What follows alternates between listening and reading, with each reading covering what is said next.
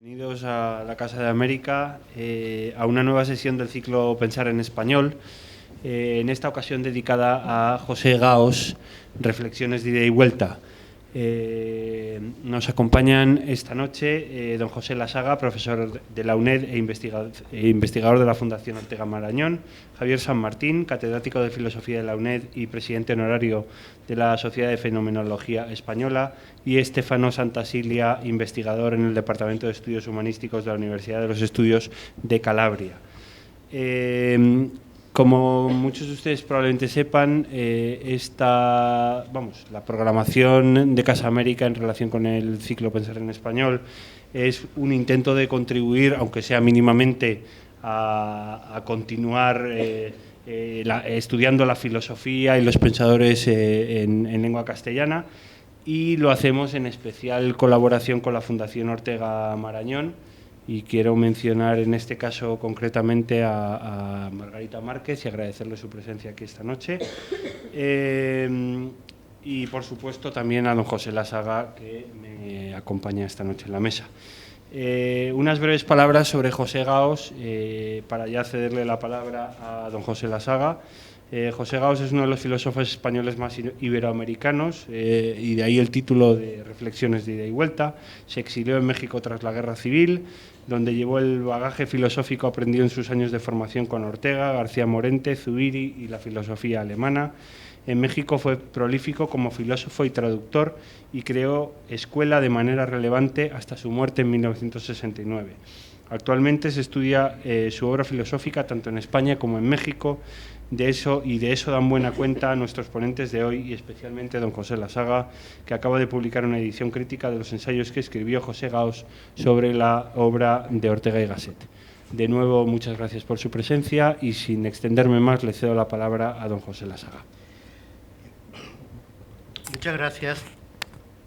Muchas gracias por su amable presentación, y muchas gracias a la Casa de América por su ofrecimiento, y naturalmente a la Fundación Ortega, que hizo posible la mesa que hoy nos reúne.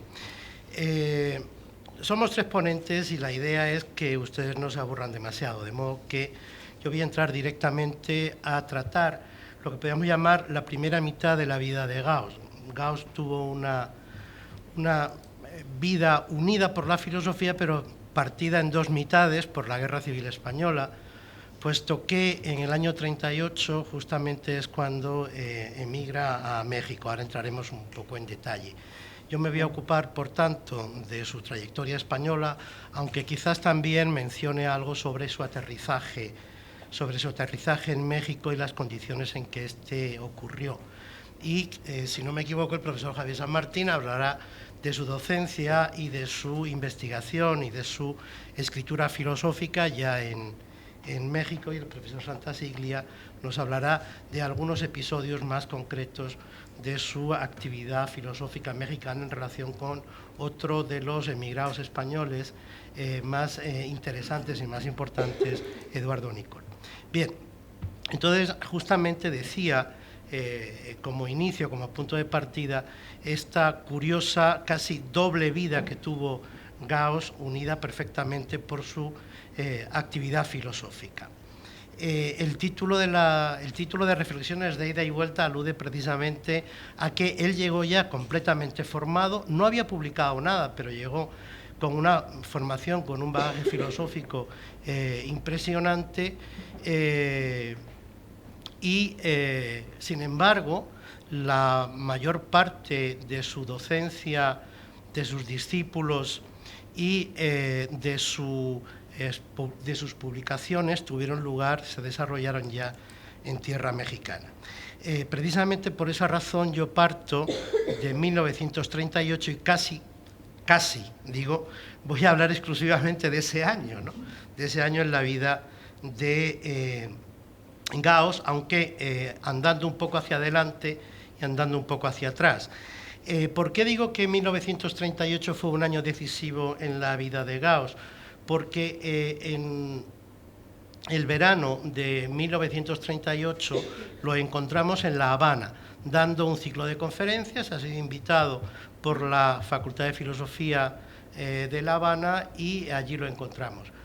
¿Tenía planes de pasar a México? La respuesta es que no sabemos, pero probablemente no había todavía planes, porque le escribe a un amigo y colega argentino llamado Francisco Romero, también muy vinculado a Ortega y a su grupo, por la revista Sur. Le escribe que tiene en principio idea de regresar a Barcelona vía México y vía Nueva York.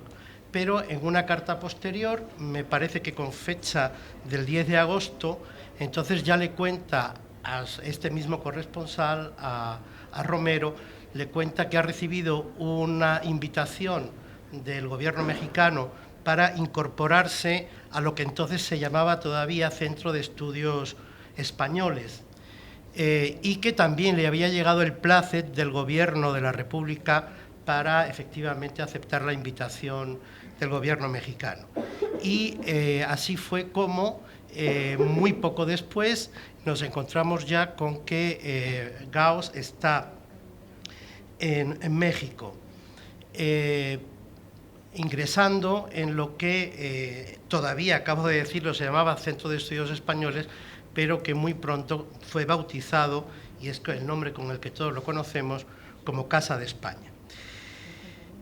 Es importante que advirtamos la expectativa con la que se instala Gauss en México. Se instala con una expectativa desde el principio muy pesimista, pero muy lúcida.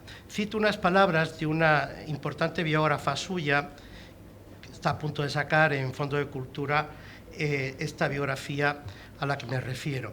Dice allí Gauss: yo había llegado a México muy convencido de que si la guerra de España no empalmaba con la guerra mundial, como me parecía aún posible, y matiza, pero no más, solo posible, sería perdida por la República, pero seguida inmediatamente por la mundial. Y nada convencido, en cambio, sigue Gauss, de que la Segunda Guerra Mundial sería corta, sino de que bien podría durar tanto como la primera, si no más. Por tanto, en suma y en conclusión, estaba convencido de que la estancia en México iba a ser por lo menos de un lustro.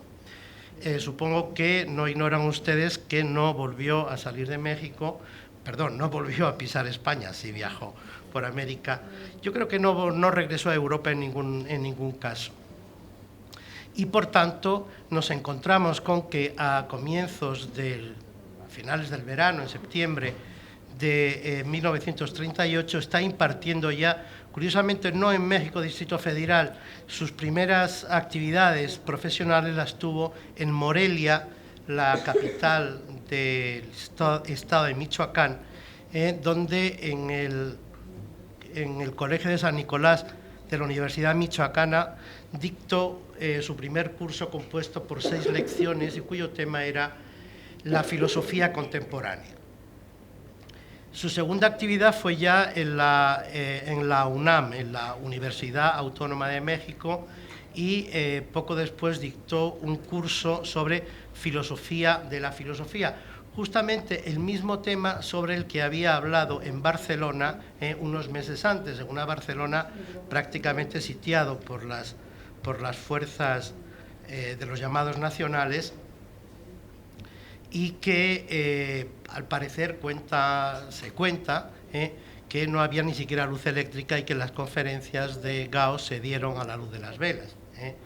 Bien, para que se hagan ustedes de las preocupaciones intelectuales que Gauss llevaba a México, junto con estos dos temas de filosofía contemporánea y de filosofía de la filosofía, luego veremos qué quiere decir esto, un tema muy, muy central para Gauss. También se propuso dar un seminario sobre Marx y Nietzsche como los polos intelectuales de nuestro tiempo, pero ya les adelanto que no llegó a darse el citado seminario, aunque mucho más adelante seguro que se dio. En lo que respecta a las primeras publicaciones que mandó a las revistas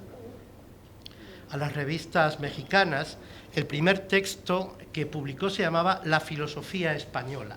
Y es un texto extraordinariamente interesante. Dentro de poco estará disponible en el primer volumen de obras completas de Gauss, que va a salir dentro de muy poco, editado en México.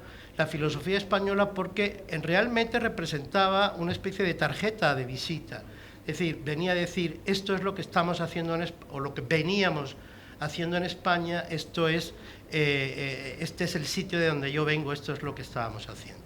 El segundo artículo que publicó inmediatamente, nada más llegar, que seguramente traía escrito, tiene el simbólico y el oportuno título de Grandeza y ruina de la ciudad universitaria. Título que alude evidentemente a que, como ustedes no ignoran, desde prácticamente julio-agosto de 1936, la ciudad universitaria que se había inaugurado, la actual, el edificio donde todavía está la Facultad de Filosofía en el Paraninfo de la Moncloa, se había convertido en frente de batalla. Y entonces el frente de la batalla entre unos y otros pasaba justamente por la Facultad de Filosofía. Filosofía y Letras, como se llamaba entonces, para ser lo más preciso posible. He mencionado antes el dato de que Gauss tenía conciencia clara de que iba a permanecer mucho tiempo, porque desde el principio se planteó muy seriamente e hizo una serie de movimientos estratégicos para integrarse en la cultura mexicana. ¿De acuerdo? No solo en la cultura mexicana en general, es decir, en la historia, en la geografía o en la gastronomía de la nación, sino fundamentalmente en la filosofía que se hacía en México, que si bien era una filosofía influenciada por la filosofía europea, tenía sus propias peculiaridades. No han pasado muchos meses cuando publica ya una amplia reseña de un libro de Samuel Ramos, entonces decano de la Facultad de Filosofía, que acababa de publicar El perfil del hombre y la cultura en México. A esta reseña siguieron otros muchos trabajos y la creación inmediatamente en el propio Colegio de España, que luego se llamaría Colegio de México, de un, fíjense bien en el nombre, Seminario de Historia de la Filosofía en los Países de Lengua Española. Este es el título que Gauss, que se ahorraba los verbos pero no los sustantivos, decidió ponerle a ese seminario, el que tuvo una actividad docente enorme, al menos hasta los años 50, mediados de los 50. No lo cerró nunca, pero a partir de los 50 es verdad que concentró más su trabajo, como estoy seguro el profesor San Martín nos explicará, en la redacción de su propia obra. Las personas que resultaron claves en la recepción de Gauss en particular y del resto de los exiliados españoles en general fueron, cómo no, Alfonso Reyes, presidente del Colegio de España, y Daniel Cosío Villegas, el secretario de esta misma institución. Probablemente a Gauss le interesaron, junto con estas dos personas, por los cargos que ocupaban, Antonio Caso y José Vasconcelos, por la obra que estos autores venían desarrollando anteriormente. Prácticamente nadie discute la excelente, la buena acogida que recibieron los españoles en México. Ya saben ustedes que esto fue el resultado, el efecto directo de que el presidente Cárdenas quiso crear un programa específico para acogerlos, y ese programa específico fue justamente el Colegio de España. Sin embargo, en honor a la verdad, y según investigaciones posteriores han demostrado, cuando la guerra estuvo perdida, recuerden que Gauss ha llegado prácticamente, si no llega al año, al menos 10 meses antes de que la Guerra Civil Española terminara, los primeros acogidos fueron mucho mejor acogidos, hay que reconocerlo, que el resto de los exiliados. No obstante, esto no es una crítica al esfuerzo que gobierno e intelectuales mexicanos hicieron, sino simplemente subrayar el mérito de aquellos que efectivamente apoyaban a los españoles, como el propio Alfonso Reyes, que tuvo que polemizar en la prensa y tuvo que estar constantemente buscando fondos para ampliar el funcionamiento del Colegio de España, porque se vio muy pronto desbordado. Las solicitudes que tenía se vieron muy pronto desbordadas. La capacidad, quiero decir, de recepción que tenía se vio muy pronto desbordadas por las solicitudes que llegaban de los desterrados o de los transterrados, como inventará Gauss. De todas maneras, para que vean el espíritu de concordia magnífico que tenían en México, voy a citar las palabras del banquete que dieron a los primeros españoles recién llegados, que el organizador del mismo mencionó lo siguiente: volver los ojos a España es encontrar tristeza y destrozos sangrientos, mas quienes están entre nosotros no pueden ni deben sentirse desterrados, pues en cada jirón de América encontrarán una evocación de la buena tierra que creó al Nuevo Mundo. Los huéspedes están en casa. Gao responderá a esta generosidad que sintió desde el principio con sus estudios, sus traducciones y en general con una vida profesional absolutamente entregada a la docencia, a la escritura. Sus obras completas tienen 26 volúmenes de buen tamaño, faltan 2 por editar, pero tienen 24, por tanto, ya publicados, 26 volúmenes. Para no mencionar la actividad en el seminario que ya hemos citado. Pero además los salarios eran muy cortos, con lo cual tenían que recurrir al pluriempleo. Fernando Salmerón, su discípulo más allegado, cuenta que Gauss trabajaba, además de en el Colegio de España, dando clases de bachillerato como profesor de griego y psicología. Daba clases de filosofía elemental en la Universidad Femenina y daba esas mismas clases en un colegio privado, el Mexico City College. Por tanto, podría decirse que dedicó su vida a la filosofía y hasta que murió en acto de servicio.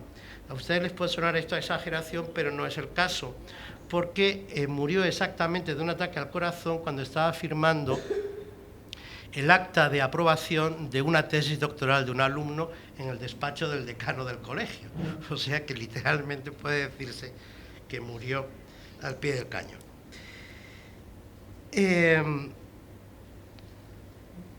Pero ¿quién era quien llegaba a México? Es decir, hemos hecho este corte, ¿no?, en la vida de Gauss, en estos primeros momentos en su visita, en su llegada a México.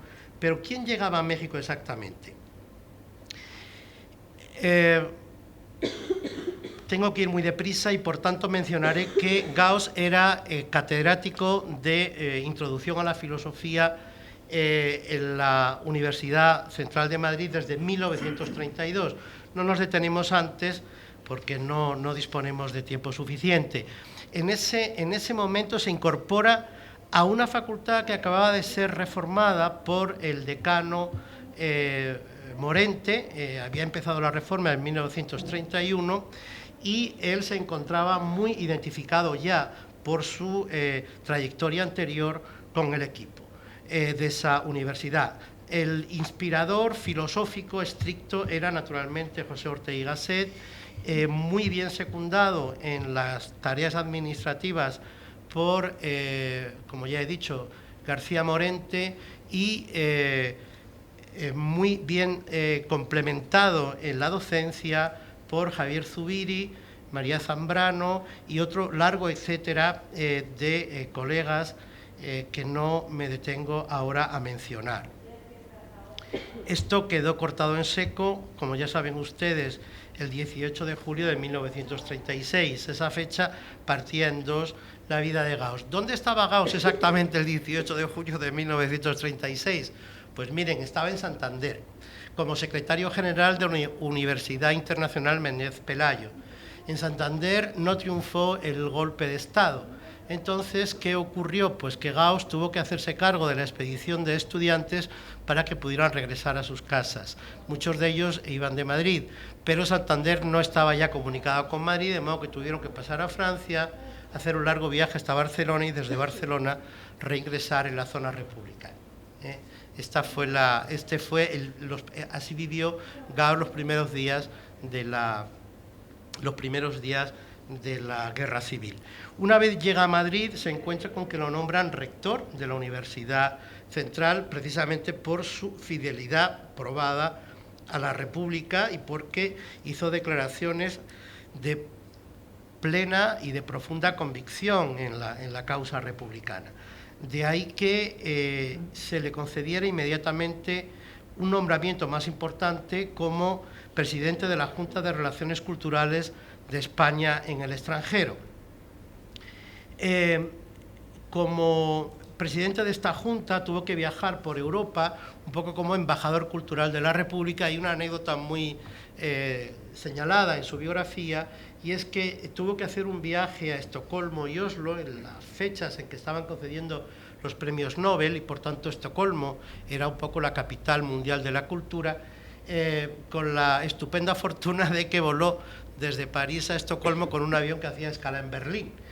Ustedes dirán, bueno, en diciembre del 36 tiene esa importancia. Pues tenía una notable importancia, porque podría haber sido detenido por las autoridades nazis. ¿Qué hizo Gauss cuando se dio cuenta de la metedura de pata? Hablar con el piloto, pedirle que le dejara permanecer en el avión.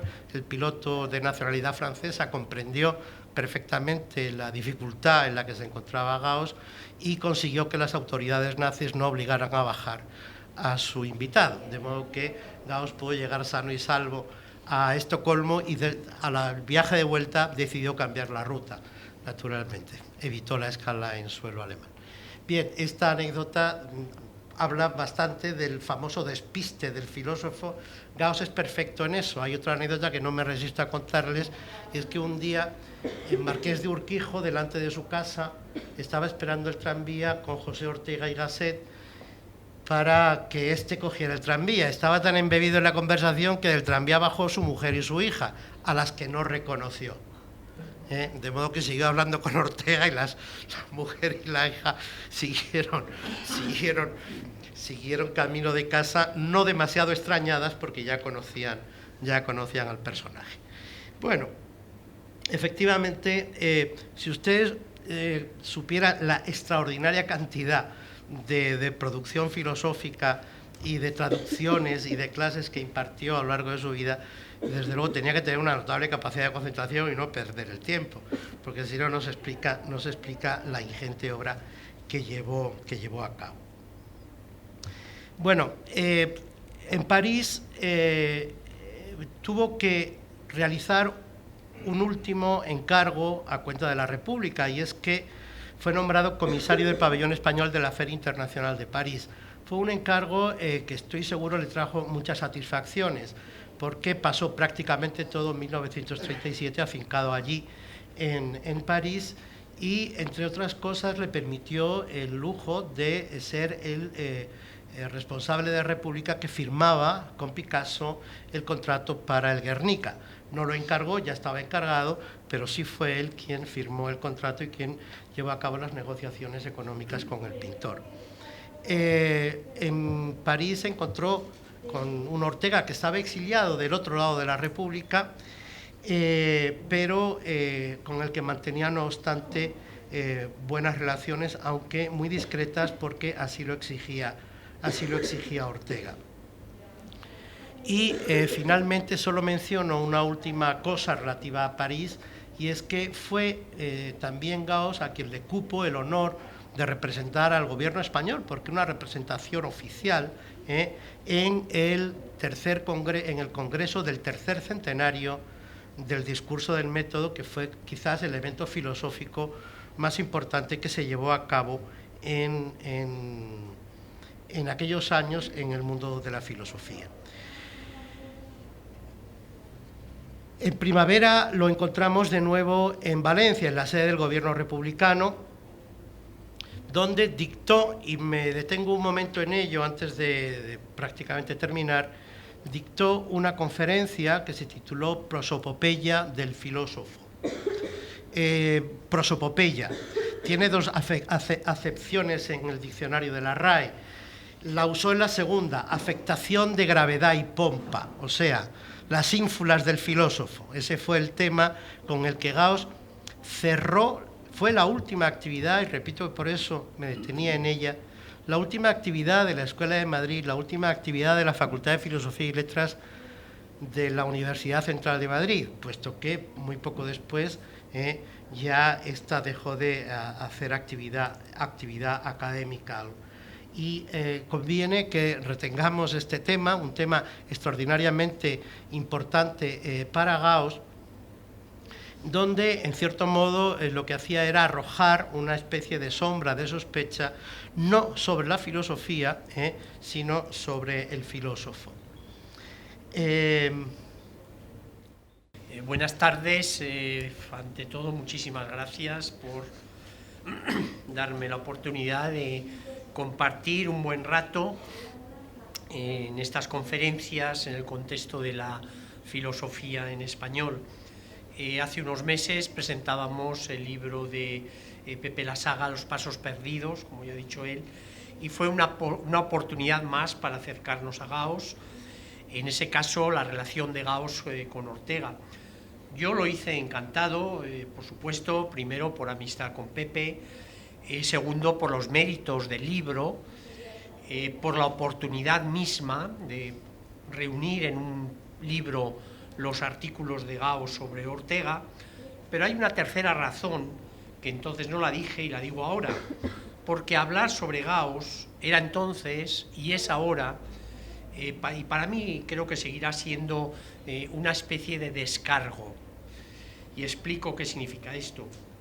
Tengo que decir que lo mismo he sentido profesionalmente con Ortega.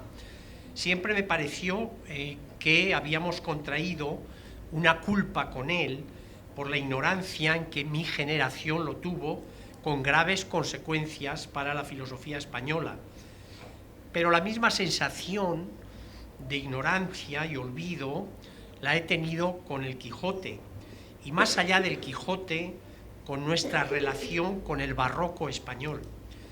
Eso, por ejemplo, de que Baltasar Gracián sea uno de los autores preferidos de Schopenhauer y Nietzsche, y aquí en nuestras aulas de filosofía sea absolutamente desconocido, me terminó siempre provocando una conciencia de culpa que me acompaña desde muchos años. Incluso pensé escribir una especie de descargo con Cervantes. No lo he escrito, como tantas otras cosas que quedan en meros proyectos y que el tiempo se los lleva. Sobre Cervantes lo pensaba hacer precisamente en el 5º centenario de la publicación de la segunda parte del Quijote, ya que no llegué a la primera, es decir, este año. Y tengo que decir que dar algunas conferencias, pero aunque no sea el libro, algo aprovecharé sobre el centenario de meditaciones, precisamente para hablar también de Cervantes. Pues lo mismo siempre me ha pasado con Gauss, y no puedo evitar un complejo de culpa con él por el abandono o ignorancia en que hemos vivido respecto a él.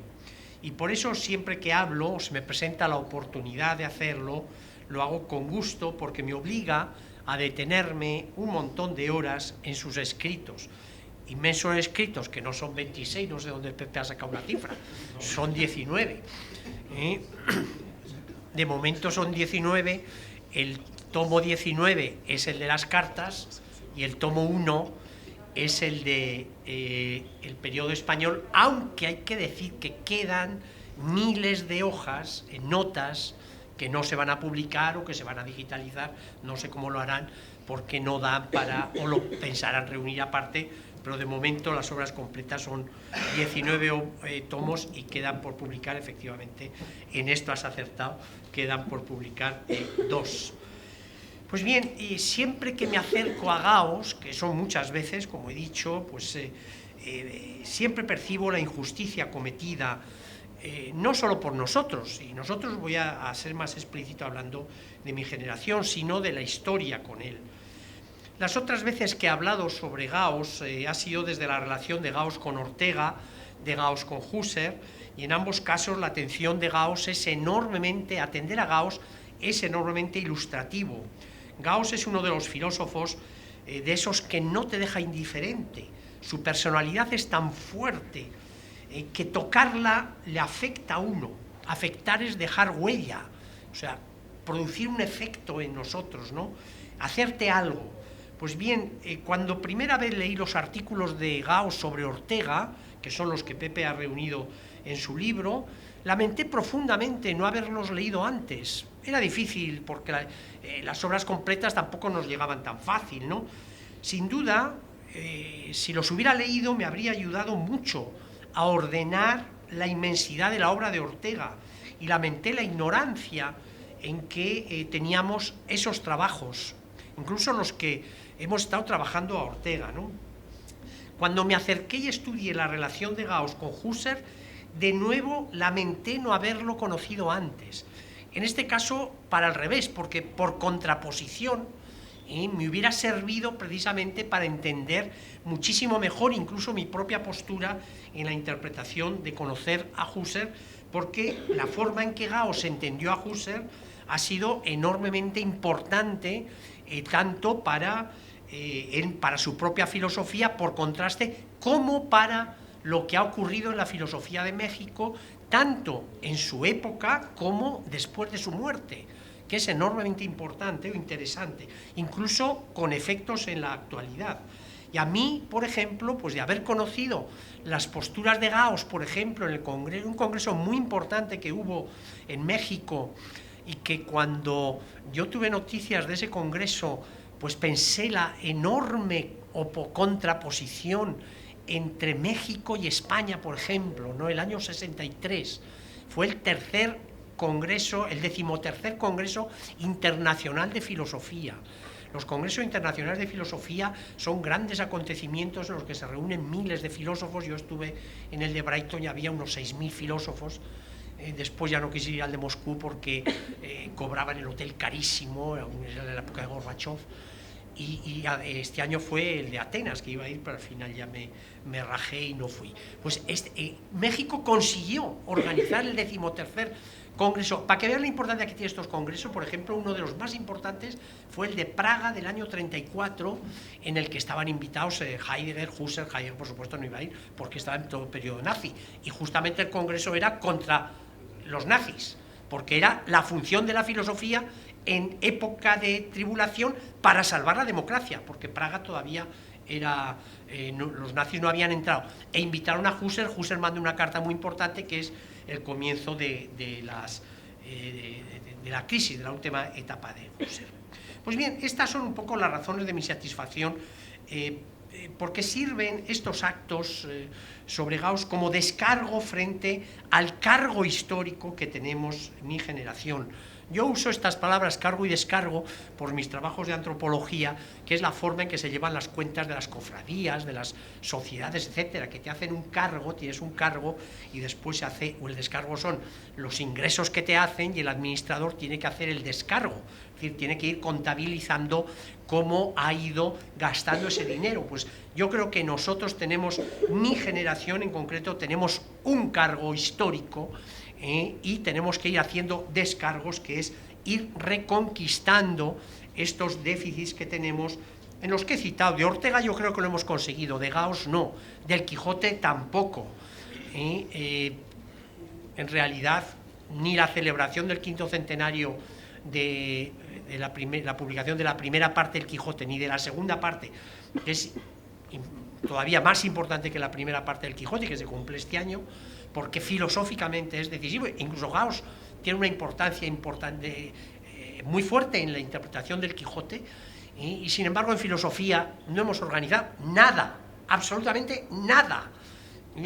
Y es justo el Quijote, y Gauss lo cuenta muy bien en sus textos sobre el Quijote, el tema que trata el Quijote es precisamente el tema de la relación de la razón y la realidad. El tema del Quijote es ¿qué es la realidad? Porque cada espectador percibe la realidad de un modo u otro. Y esto es lo que descubre Gauss precisamente a partir de meditaciones del Quijote de Ortega. Pues bien, con Gauss mi intención siempre es contribuir un poco a este descargo, porque personalmente yo mismo me siento en culpa por no haber atendido muchísimo antes a las oportunidades que teníamos, incluso en mi propio perfil más profesional, que es la antropología filosófica. En cierta medida también, porque hay que decirlo, Gauss se esmeraba en escribir, no digo mal, porque quería escribir preciso, pero escribir preciso le llevaba a hacer frases absolutamente tan retorcidas sintácticamente que es enormemente complejo leerlo y costoso. Uno de sus libros más importantes, Los 3 últimos libros más importantes de Gauss los publica cuando ya tiene 60 años, los escribe cuando tiene 60 años, y a partir de 1960, y son de la filosofía del hombre e historia de nuestra idea del mundo. Bueno, pues cuando publicó de la filosofía, el único que tuvo paciencia para leerlo inmediatamente y hacer una reseña fue Villoro, y le costó un montón, porque es complicadísimo. Y lo mismo pasa con Del hombre, y lo mismo pasa con Historia de nuestra idea de mundo. Son 3 libros complicadísimos de leer y que hace terriblemente penosa su propia lectura. Y él sabe perfectamente que tiene ese problema y lo confiesa en unos apuntes, incluso llega a justificar porque él cuando quiere es un buen escritor. Las confesiones profesionales es un libro precioso que se lee de un tirón si uno quiere, y otro libro precioso también que son 5 conferencias que dio en Monterrey, creo que es del 44, sobre 2 exclusivas del hombre, la mano y el tiempo. Es un libro, porque son la mano por una parte, el tiempo, pero en medio hay 2 capítulos, creo que son 2, sobre la caricia, y son deliciosos, fenomenológicamente deliciosos, escritos maravillosamente, y sin embargo otras veces es un horror la escritura, y él se da cuenta y a veces lo atribuye a que ha traducido tanto y por tanto ha leído tanto, sobre todo filosofía alemana, que incluso, pues claro, a veces que el adverbio en estilo debería ir detrás del verbo, pues lo pone delante, porque claro, en alemán siempre va delante, y es muy posible que haya algo de eso, pero también yo creo que hay un deseo de distanciarse un poco del propio Ortega, donde el imperativo de estilo es absolutamente decisivo. Pues bien, con Gauss en general tenemos bastante esta necesidad de descargo, es necesario, sobre todo para nosotros lo tenemos más especial porque como discípulo de Ortega es un discípulo, vamos a decir, un poquito especial, pero siendo discípulo de izquierdas, para mi generación, que generalmente ha sido de izquierdas, pues debería haber sido infinitamente más importante, y sin embargo no lo hemos hecho, ¿no? Y hay que decir una cosa, mi generación, que es la generación de los nacidos del 40 al 50, pues es la que realmente ha constituido la inmensa mayoría de la Universidad Española en los últimos 20 años, porque la generación del 20 al 30 eran media docena, y los del 30 al 40 es otra media docena, de gente que tiene cierta influencia. En cambio, la mía somos 30, por lo menos 30 o 40, y sin embargo, el olvido en que hemos tenido a Gauss ha sido impresionante. En 1979 Gadamer vino a España a un congreso que se hizo en Sevilla, en Granada, sobre métodos de la fenomenología o de la filosofía. Yo discutí con él y me acuerdo perfectamente, yo entonces evidentemente hace muchos años, y después discutí con él, entre otras cosas, porque yo había estudiado a Husserl en Alemania los manuscritos, de lo que Gadamer no sabía nada de los manuscritos de Husserl, entonces tenía una versión muy diferente de la mía. Y un poco cabreado, y al final me dijo, bueno, ¿y por qué ustedes se dedican a estudiar a Husserl y a otros alemanes y no se dedican a estudiar a sus clásicos? Así me lo dijo. Claro, yo entonces me pareció que era una salida de pata de gallo, pero con la vuelta de los años he ido viendo que no, que tenía toda razón. Y bien, con esto ya casi he consumido mi tiempo, porque Pepe me ha encargado hablar de Gauss en México. Me ha encomendado muchísimas cosas, porque la vida de Gauss en México es complicadísima. No voy a centrarme en muchos puntos, ni siquiera hacer un recorrido de cómo es la vida de Gauss en México, porque todo es tan complejo que no me daría para nada. Voy a tocar algunos puntos, uno fundamental, tanto en su estancia en México como para el futuro, por la influencia que tuvo y que sigue teniendo. Y además, en este tema está una de las claves que demuestra la competencia profesional de Gauss en algo que yo llamo también la gestión de la profesión. Pepe ha citado algo, pero yo lo voy a profundizar un poco más. Gauss supo gestionar maravillosamente bien su profesión, y el tema que voy a tratar está, aunque sea de modo colateral, en relación con esa gestión. Como se sabe, Gauss fue a Cuba el 38 para dar unas conferencias, y de Cuba aceptó después ir a México a mediados de ese año. Para entonces la suerte de la República ya estaba echada, aunque él sabía que no iba a volver a medio plazo, pero todavía no pensaba que no iba a volver incluso a los 5 años después de la Guerra Mundial, aun cuando se percibía que la Guerra Mundial podía terminar, pero él ya no se aclimató de otro modo.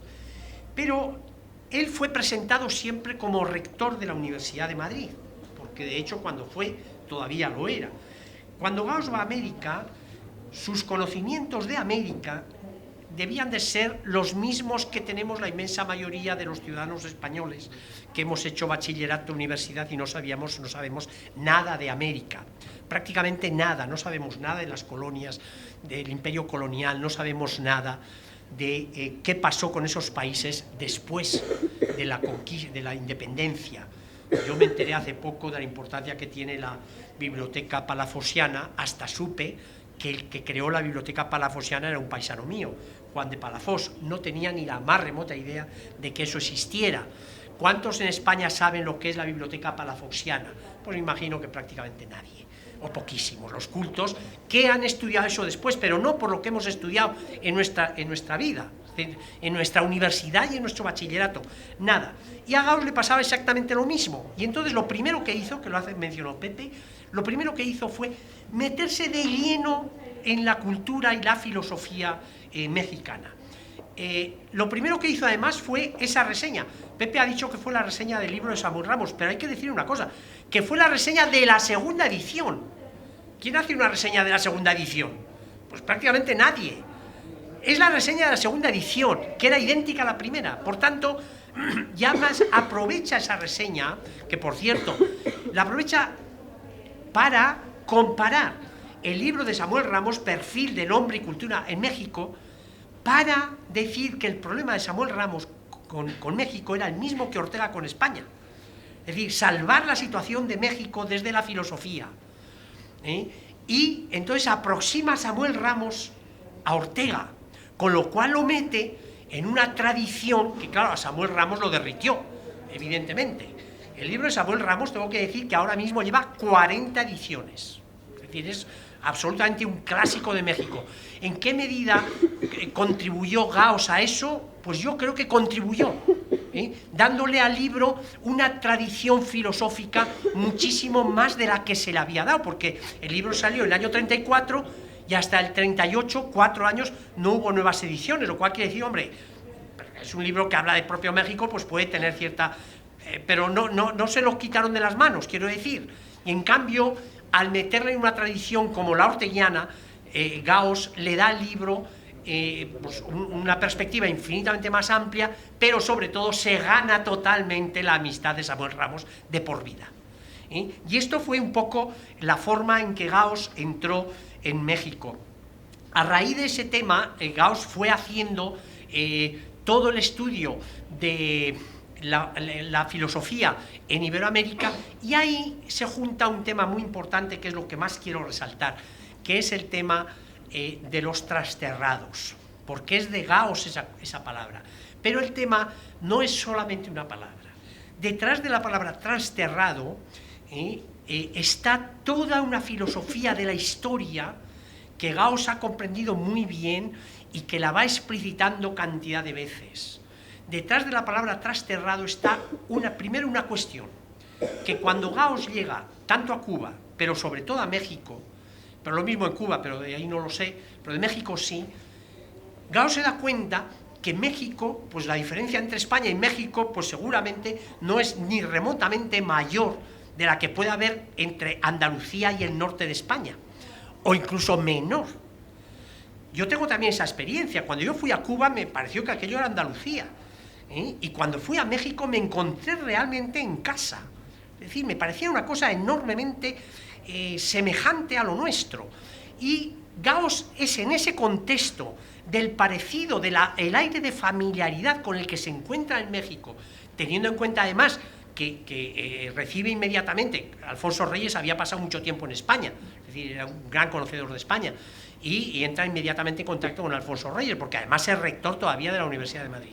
Y entonces para él, se da cuenta que efectivamente entre Hispanoamérica y España, aunque él conoce solamente Cuba y México, el parecido es tan grande que realmente no es otra tierra distinta, y por eso es lo que dice que son los trasterrados, pero con una diferencia, es que además México, para el juego de palabras, es la antigua Nueva España. Y entonces Gauss comprende México como la España que nosotros quisimos hacer en España, pero que no pudo ser. Y entonces Gauss comprende la historia de España como el movimiento de emancipación de la Ilustración que se da en el siglo XVIII, y que se da en todo el imperio hispano, pero que en el imperio hispano termina llevando a la emancipación del colonialismo. En España lleva a las dos repúblicas, pero fracasa. Y entonces México, para Gauss, es la España que no pudo ser, frente a la España que sigue en el imperio. Entonces dice, España sigue siendo colonia de sí misma, mientras que México se ha independizado. Y entonces todo este es el trasfondo que está en lo trasterrado. Y desde ese momento, Gauss, teniendo en cuenta todo lo que está aprendiendo, que está estudiando de filosofía latinoamericana, plantea el problema de la comunidad filosófica hispanoamericana, que es lo que yo creo, aparte de la filosofía, que claro nos llevaría, como he citado, esos 3 libros, a temas más complicados, el gran legado, y esto es palabras de Muguerza, el gran legado de Gauss para nosotros es haber puesto las bases de la gran comunidad filosófica latinoamericana, hispanoamericana.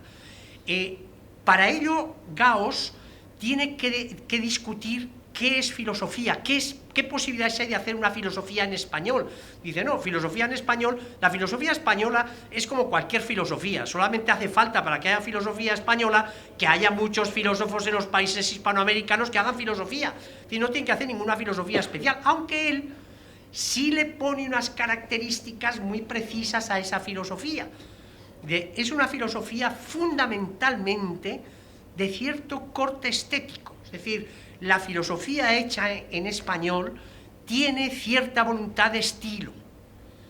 Segundo, es una filosofía que tiene una orientación pedagógica, tiene una intención formativa. Y tercero, siempre tiene un interés regeneracionista. Son las 3. El hecho de que tenga voluntad estética hace que también no deje de ser, en cierto modo, ensayística. Es decir, que se reproduce en gran medida en el ensayo, y no porque no se sea capaz de otra cosa, sino porque es una forma, es más circunstancial, y esto, la influencia de Ortega es muy grande, y Gauss siempre asumió que él mismo, los 3 libros al finales que produjo, que escribió, de la filosofía del hombre y historia de nuestra idea de mundo, son, vamos a decir, sistema, pero casi fue un parto con dolor, porque necesitó pasar 60 años, pero no 60 años tranquilos, vamos a decir, en los que, bueno, pues uno no tiene tiempo, no lo hace, no, fueron 20 años desde que llegó a México, en realidad desde el año 35 en España, de dolores, problemas, angustias y verdadera obsesión por escribir un tratado, y fracasando siempre. Y no es que no quisiera, no, es que fracasaba. Estuvo 20 años con las jornadas filosóficas haciendo apuntes y no sacándolas, es decir, que fue un verdadero parto. Y al final, cuando se liberó de la universidad, que lo hicieron emérito en el año 60, pues justamente entonces, ya con muchísimos deberes, es cuando produjo eso. Quiero decir que, a pesar de esto, él asume que toda su filosofía estaba hecha intentando salvar las circunstancias, porque él siempre mantuvo esa filosofía orteguiana como característica también de él, la necesidad de salvar las circunstancias, porque si no salvo a ellas, no me salvo yo. Y entonces, para él, toda la filosofía en lengua española, toda la filosofía hecha en Hispanoamérica, está caracterizada en gran medida por ese carácter circunstancialista de la necesidad de salvar la circunstancia. Pero él hace unos silogismos muy curiosos en su estilo. La filosofía es igual a las obras, las grandes obras de Aristóteles o de Hegel o de Kant. Es eso la filosofía. Luego, los escritos que no son así no son filosofía, pero es así que esos son filosofía. Luego la filosofía no es el modo de hacer filosofía, el estudio de Kant, Hegel o los grandes filósofos que están en la historia de la filosofía. Es decir, esto, y él imbuyó a sus alumnos, de hecho, uno de sus alumnos más interesantes, que es Luis Villoro, asumió explícitamente este tema de la comunidad iberoamericana o hispanoamericana de filosofía.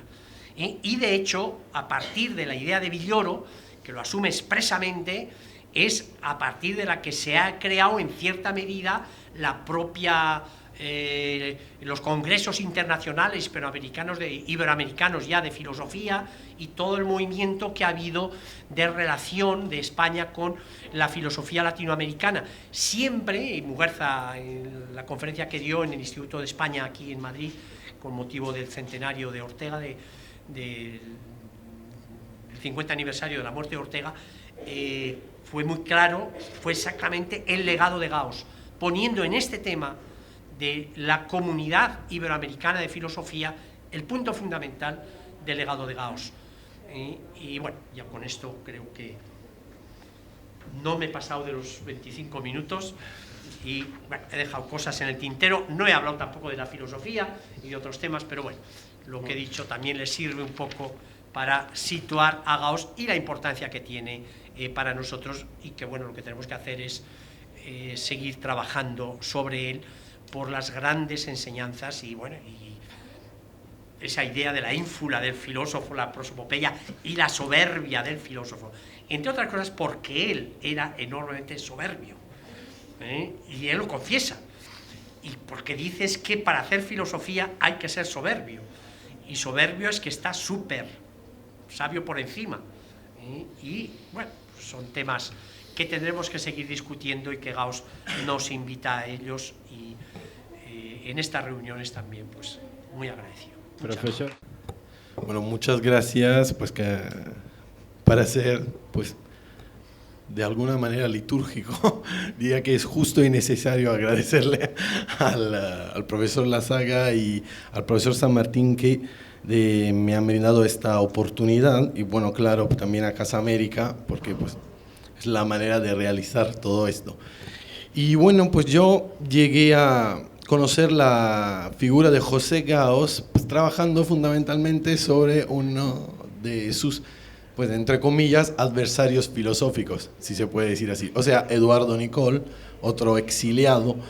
Y así, pues lo que le voy a proponer es una muy breve reflexión sobre la polémica que hubo entre los dos autores, porque, pues, según mi pues, modesta opinión, en realidad deja salir a la luz un problema fundamental en el cual los dos se ven contrapuestos, pero a la vez bien relacionados por, pues, en realidad, pues, el intento de dar una solución al mismo problema.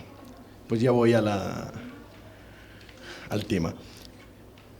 Pues como hemos escuchado en las intervenciones que me han precedido, desde el año 1938, la vida intelectual y privada de José Gauss se desarrolló en aquel México que él mismo consideró como su segunda patria. Lo que en cambio no siempre se sabe es que, colocada entre las líneas de su gran producción filosófica y ensayística, se esconde una polémica que se vislumbra solo a través de 4 artículos publicados en el año 1951. Los primeros 2, publicados por Gauss, y ahora pues, se pueden encontrar en el, pues, hablando de volúmenes de las obras completas, ya no me acuerdo cuál es el volumen, pero le puedo decir el título, que es sobre Husserl, Ortega y Gasset, pues, y otros ensayos. Es el 10. Perfecto, pues muchas gracias, el volumen número 10. Y los artículos son De paso por el historicismo y el existencialismo y De paso por el historicismo y el existencialismo, Parerga y Paralipómena. A estos 2 artículos, Eduardo Nicol responde con otros 2, ahora, que se encuentran ahora en el texto La vocación humana, que llevan como título Otra idea de filosofía y prosigue el diálogo.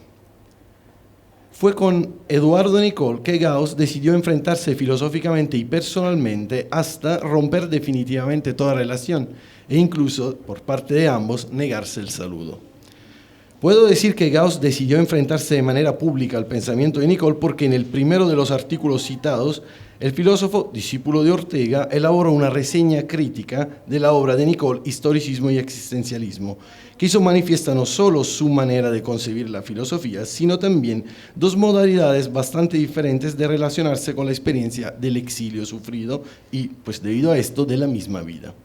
La polémica tiene, entre comillas, un lado público del cual podemos enterarnos a través de la lectura de estos artículos, aunque también hay algunas raíces que quedan escondidas y que condicionaron la manera de los dos de entrar en la nueva vida mexicana, así como la propia consideración acerca de la comunidad y del hombre mismo. Colegas los dos, ambos fueron profesores de filosofía en la Universidad Nacional Autónoma de México y compartieron también el exilio por cuestiones políticas, aunque Nicol fuera catalán y por lo tanto resultado de otro contexto cultural. Y de hecho llegó a México en 1939 y bueno, pues ya la correspondencia entre los dos empezó pues, en tierra mexicana cuando Nicol empezó a pedirle ayuda para integrarse en el ambiente académico. Y Nicol, pues claramente le debe mucho a Gauss en lo concerniente a su integración en el ámbito de la Universidad Mexicana, aunque esta integración se haya realizado a través de un continuo llevarlo de parte de Gauss bajo la sombra de Ortega y Gasset, si se puede decir así, y por parte de Nicol, defenderse respecto a esta inclusión que el pensador catalán consideraba como evidentemente falsa. Eso se puede ver sobre todo en los escritos que Gauss dedica, que son pequeños pasajes, a la primera obra de Eduardo Nicol, La psicología de las situaciones vitales, cuando pues, el mismo Gauss trata de hacer una comparación entre Ortega y Nicol. Pues que inicialmente, más porque le convenía, pues Nicol no rechaza, pues y después públicamente pues, afirma que fundamentalmente no puede aceptar esta comparación. Fluctuación esta que no hay que subestimar si consideramos que uno de los puntos críticos expresados por Gauss en su reseña al texto de Nicol fue propiamente el haber tratado de manera injusta al maestro Ortega, porque, dice Gauss en Historicismo y Existencialismo, a Ortega no se le aplicaban, cito Gauss, los mismos patrones de medida que a los demás, y sin duda a sí mismo. Fin de la cita. De manera que todo el artículo posteriormente se desarrolla en buena parte como una defensa del mismo Ortega, intentando mostrar que como Nicol no se dedicó bien al estudio de los autores que trata en su mismo libro, tampoco se puso a estudiar bien el pensamiento de Ortega, cuya profundidad y valor, en cambio, estaban reconocidas también por sus adversarios filosóficos. Y Gauss llega a citar los jesuitas como pues, punto de comparación, que si lo reconocían ellos, pues Nicol seguramente ya se estaba equivocando. El segundo artículo de Gauss se presenta fundamentalmente como una profundización con precisas referencias de la crítica así ya expresada en el primero. Así, la posición de Nicol se veía todavía más agravada. Aquí Gauss se dedica en desmontar detalladamente todos los capítulos que constituyen el texto del pensador catalán, subrayando las contradicciones y las ambigüedades para mostrar que la falta de rigor que Eduardo Nicol seguía echando en la cara de la así llamada filosofía hispánica, que para él se reducía a ideología, en realidad no era algo pertinente al pensamiento que seguía interrogándose sobre su misma identidad, sino a cualquier reflexión no desarrollada de manera adecuada. Si el artículo incluye también un apartado dedicado a las excelencias, donde Gauss reconoce a Nicol todo el valor de sus reflexiones, evidenciando los puntos más interesantes y sugestivos, no se puede concluir sino considerando todo el texto como un llamado al pensador catalán a un rigor mayor, a un estudio más profundo de las obras de los filósofos citados y, sobre todo, a reflexionar de manera más acuda sobre los temas tratados, o sea, el historicismo y el existencialismo, y sobre todo, con referencia al historicismo, a Ortega y Gasset.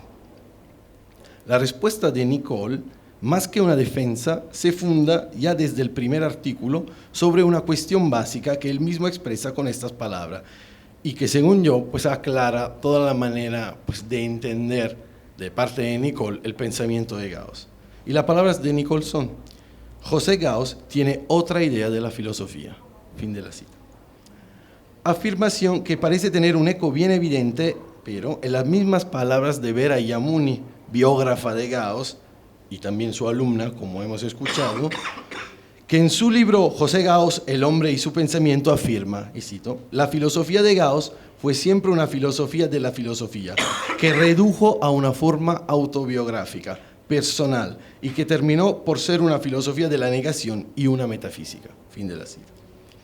Y toda la defensa, pues si así la podemos llamar, elaborada por Nicole, se basa en el hecho de que en Gauss se daría el prevalecer de una posición radical y solitaria, y pues cito a Nicole mismo, y últimamente inefable intimidad del pensamiento personal. Fin de la cita.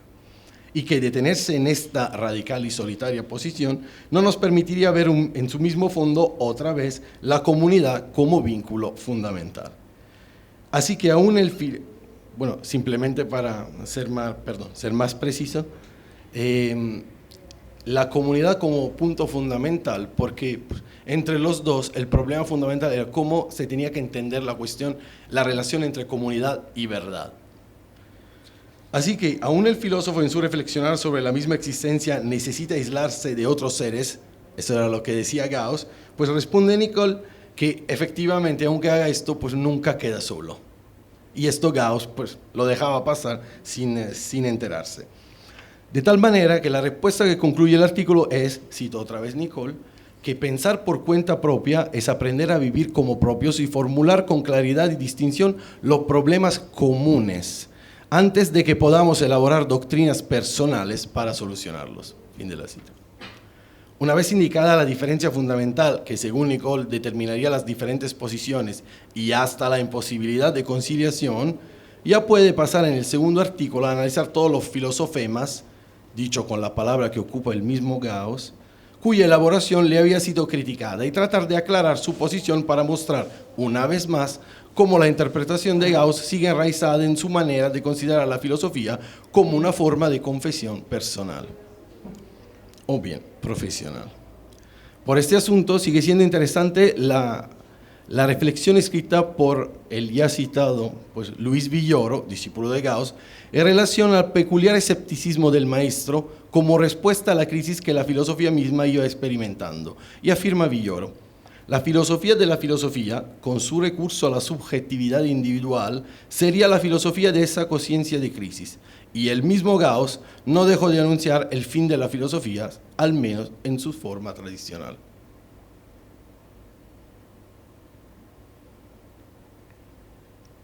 Así que la polémica entre Gauss y Nicole, si es disputa filosófica en el sentido de que involucra contenidos pertinentes a la reflexión filosófica, también implica, por la misma diferencia en la manera de considerar la actividad del filósofo, dos miradas diferentes hacia la vida.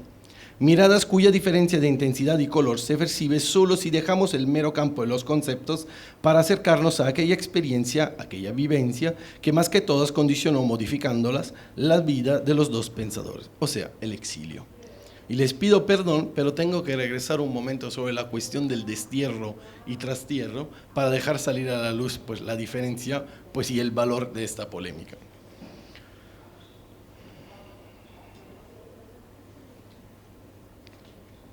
Dejando de lado por falta de tiempo, evidente, todas las informaciones que se pueden extraer de la correspondencia privada, bien densa, entre los dos autores y cuyos puntos fundamentales de encuentro y desencuentro se pueden leer en un trabajo muy interesante realizado por la doctora Aurelia Valerio Pie en su tesis doctoral José Gauss en México, una biografía intelectual, que me permito citar porque, después de los trabajos de esta alumna Vera Yamuni, me parece la biografía más completa, biografía intelectual más completa de Gauss, me interesa más subrayar la que considero la raíz de donde emerge la diferencia profunda entre ambos pensadores, la manera en la cual los dos se enfrentaron a la experiencia del destierro. Generalmente, aquellos que han dedicado un poco de tiempo al estudio de los llamados filósofos exiliados, pertinentes al panorama del pensamiento español, tienen que reconocer que hay una definición que se encuentra a menudo, o sea, la de transterrado, que reemplazaría la de desterrado. El uso del condicional es obligatorio porque el cargo semántico que lleva esta palabra no siempre ha sido compartido por los exiliados. De hecho, este término, acuñado por el mismo Gauss, tiene una referencia muy precisa. Fundamentalmente remite al exilio republicano español en México. En su comunicar el sentido del término transtierro, el mismo Gauss tiene que describir su experiencia personal y afirma: desde el primer momento tuve la impresión de no haber dejado la tierra patria por una tierra extranjera, sino más bien de haberme trasladado de una tierra patria a otra. Fin de la cita. Esto para aclarar que los exiliados mexicanos, los exiliados españoles en México habían encontrado una visible comunidad de costumbres que les había hecho más cercano el nuevo mundo. Esta es la razón por la cual, según las palabras del mismo pensador, queriendo expresar cómo no me sentía en México desterrado, sino, y deja un vacío, me vino a las mientes y a la voz la palabra transterrado, donde queda claro que el prefijo trans alude a un mero pasaje, extremadamente doloroso, pero siempre pasaje desde una patria a otra. De ninguna manera Gauss quiere quitarle valor negativo a la experiencia del exilio, a esta ruptura que se genera en el momento mismo en que de manera violenta se ven cortadas las propias raíces culturales.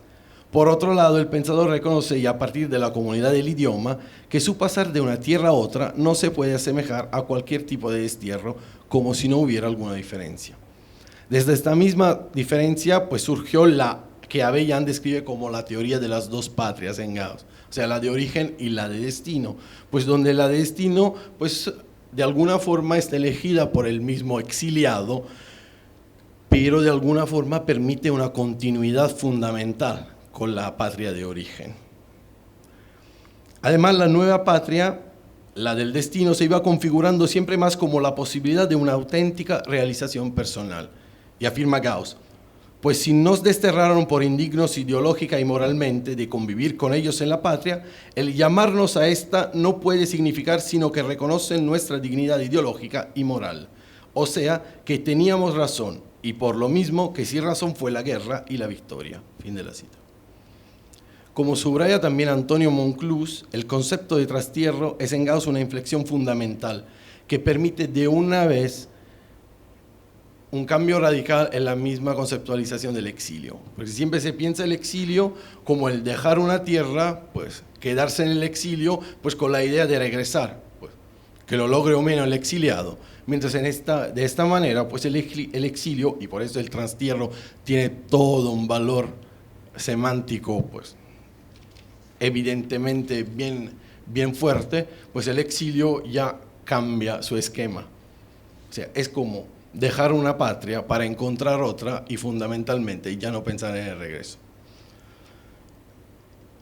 Y bueno, pues simplemente para citar y terminar con las descripciones que da Gauss del trastierro, lo que se decía antes, o sea, el encuentro con la Nueva España, hay no me acuerdo si no en una entrevista o una conferencia, me parece en una entrevista, pues Gauss afirma de manera muy clara, dice, que considera igual la tarea de reconstruir una España, una nueva España en España, pues, o la de crear una comunidad, pues la de descubrir y reconocer una comunidad hispánica.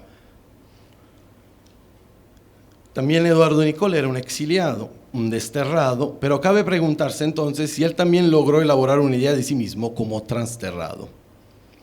Y la respuesta más que rápida es que no fue así. En el homenaje organizado en 1989 por la Universidad Nacional Autónoma de México para los intelectuales exiliados que habían trabajado como profesores en la misma institución, Nicol afirma de manera muy clara que no tiene algún valor que los exiliados hicieran, no tiene algún valor lo que los exiliados hicieron antes de salir de la madre patria, y que era necesario asumir que todos ellos nacieron otra vez en el 1939 de manera dolorosa y sin posibilidad alguna de consolación.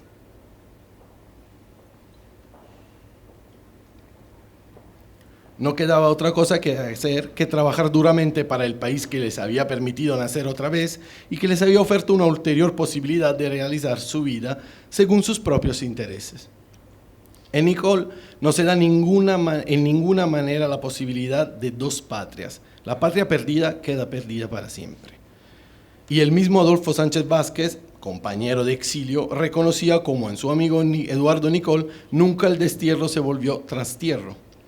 y como la patria del destino, para decirlo con las palabras de Gauss, no fuese tal por una comunidad de costumbres o de idioma, sino a causa de una posibilidad oferta, una posibilidad vital a la cual cabía responder solo a través de una sincera gratitud hasta la muerte. El exilio, subraya Sánchez Vázquez, es para Nicole herida que nunca cicatriza. Pues todo esto probablemente porque Nicole considera su exilio múltiple. Como era catalán, pues habla también de un exilio del idioma. También porque él pues todavía no había conseguido doctorado y tuvo que escribir toda su tesis de doctorado en castellano mientras estaba acostumbrado a escribir en catalán. Pues entonces, pero todo esto deja salir a luz un problema, pues que la percepción del destierro no fue igual para todos, no fue idéntica para todos. Bueno, pues hay muchos otros ejemplos como los de Eugenio Imaz, pues que nunca aceptó el mismo exilio. Pero pues esta que parece ser un acontecimiento que pertenece a la vida privada de estos autores, pues en realidad yo creo que puede ser una clave de lectura para entender la polémica y sobre todo la contraposición entre los dos, que mientras los separa, pues a la vez sigue teniéndolos bien en la misma contraposición, en relación, sobre los mismos temas. En la diferente concepción del exilio, quizás se encuentre también una de las razones del desarrollo de las dos formas diferentes de concebir la actividad misma del filósofo. De hecho, mientras que en Gauss asistimos a una radicalización del valor de la subjetividad en función de la convicción de que la filosofía tenga que enfrentarse a su propia crisis adoptando otra forma de existir, dejando el sistema a favor de una recuperación del valor de la experiencia del sujeto, pues si a lo mejor el sistema de Gauss, que tanto trabajo le costó, pues de alguna manera formular, pues todavía sigue expresando esta problemática. En Nicole, al revés, todo se juega en el intento de reconsiderar, a partir del sujeto mismo, las formas por las cuales el individuo nunca puede pensarse auténticamente como aislado y alieno al vínculo comunitario, puesto que este mismo vínculo le dona su sentido porque en este mismo se constituye y reconoce cada posible verdad. En realidad, según mi modesta opinión, hablar de la contraposición entre los dos pensadores como de algo incurable que hay que tomar en cuenta y dejar así como está, representa una forma de ceguera muy peligrosa que no permite enterarse de que en esta polémica ya se iba configurando un contexto que a partir de la mera reflexión sobre el exilio ya hoy en día ha llegado a poner en cuestión la misma idea de ciudadanía y de frontera que sin duda siguen constituyendo los rasgos fundamentales para pensar la comunidad. Por lo menos pues, hasta ahora.